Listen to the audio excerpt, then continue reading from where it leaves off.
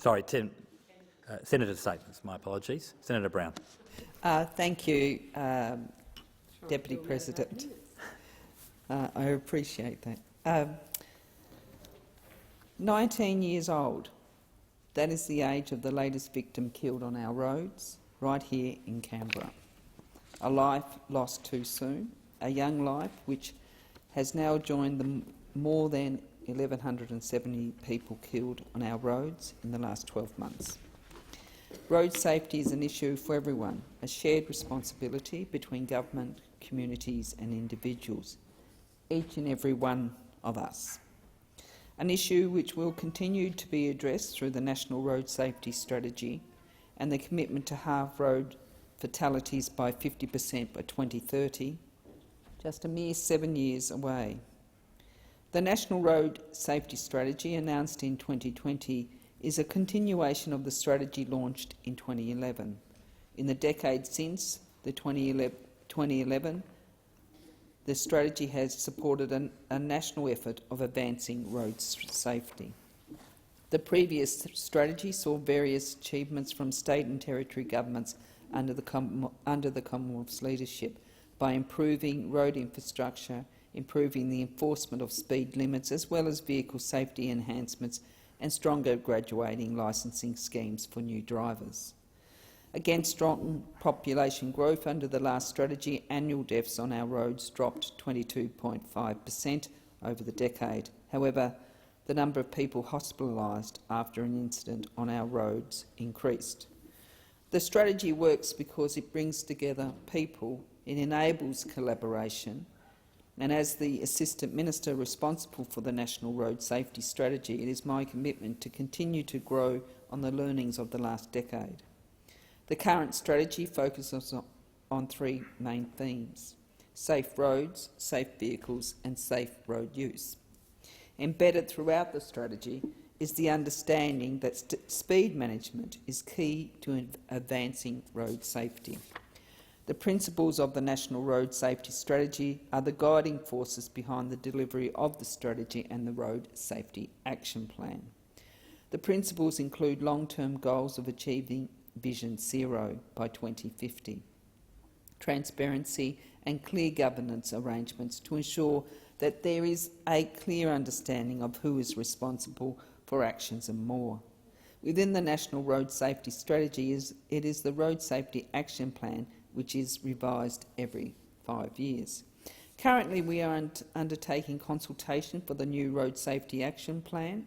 The Action Plan will strongly contribute to reducing deaths and serious injuries on our road. This action plan will go one step further by setting in place comprehensive performance indicators, indicators that will show the extent of transformation of the road transport system during the action plan.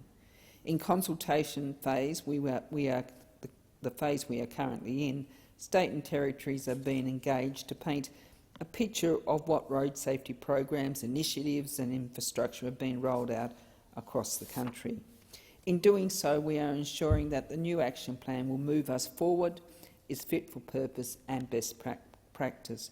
We already know that states and territories across the country are making headways through innovation and by targeting their road safety spending, to highlight just a couple.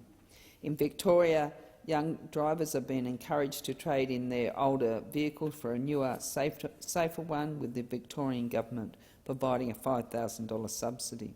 In Queensland, the Street Smarts campaign is educating young and old about road safety. Further, the Queensland Government yesterday announced a program to support 160 hours of supervised training for aspiring heavy vehicle drivers. It is time for our National Action Plan to incorporate the great work state and territory governments are already doing. In the new action plan, the work of state and territories will inform the measurable outcomes right from the get-go. Unlike previous action plans, this one will be aligned to the National Road Safety Strategy to ensure states and territories and the Commonwealth are working together towards the themes of the strategy. The action plan will be built on our collective strengths in order to address the gaps in road safety, understanding, spending and innovation. Next week, I will be hosting a road safety roundtable in Melbourne with industry peaks and stakeholders to explore the themes which have emerged from recent consultations from the new Road Safety Action Plan. We have heard three main themes arising from our consultations. These include data and research, prioritising investment and vulnerable road users. Prioritising investment considers the ability of governments to invest in projects which will have tangible impacts on the safety of certain roads. Many of the programs that fall under the National Partnership Agreement have funding considerations which seek to invest in infrastructure that will have the most impact on the safety of the transport corridor. Through consultations and meetings with stakeholders, it is clear that data and research has been a common issue.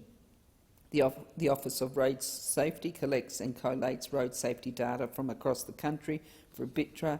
However, there is a need to understand what data road safety experts consider to be the most meaningful and how we can use that data to tell a story about where we've come from, where we are right now and where we hope to be.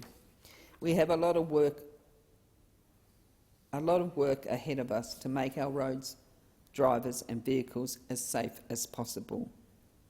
But I am confident with the passion and dedication of advocates and experts we will get there, a task that I know is supported by all of us, every one of us here. In generations past, we've had clear cultural understandings about what road safety is, how it impacts each and every road user, and how road users we share the responsibility of safe road use. Measures which once were considered extreme, like helmets and seatbelts, are now done without a second thought.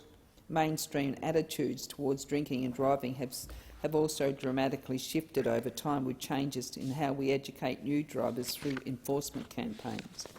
These cultural changes have been led by national leadership and collaboration at all levels of our community, from this place right down through to the family dinner tables across the country. But cultural change must be retained and reinforced over time. We must ensure that the understanding of what has been and of what road safety means and what it looks like in practice is passed down to the younger generations. So my message is clear, Deputy President, and it could not be clearer. Wear a seatbelt. Don't mix drink and drive. Stop and rest if you're tired. And importantly, slow down on rural and regional roads. Don't speed. Drive to the conditions. And drive so others survive.